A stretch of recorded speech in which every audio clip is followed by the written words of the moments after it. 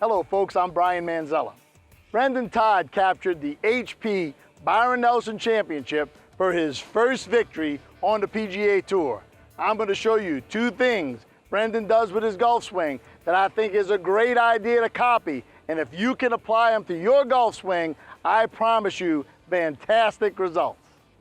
When most golfers learn to set up to the ball for the first time, instead of, let's say, a game like baseball where they're standing up fairly tall, they lower themselves down to the ball by bending their knees way too much. And it puts their upper body in a really non-optimum position and really wrecks their chance of making a good golf swing. But I suggest anybody who's having trouble with the posture of their body at address to do is set up with your knees absolutely locked, no knee flex, and then add all the torso bend you need to get in a good position, and then bend your knees to taste. I like a little bit of knee flex, not a lot.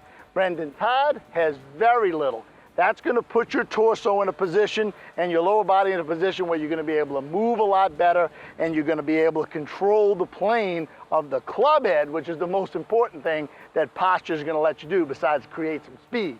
The second thing that Brendon does so well is the thing that if you could walk out to any driving range in America or around the world and fix on golfers who didn't do it, you'd help the most golfers. And that is with a grip, with a left-hand grip that matches the club face, more or less within 10 or 15 degrees. If you hold the club up here, my back of my left hand's facing up, the club face is facing up.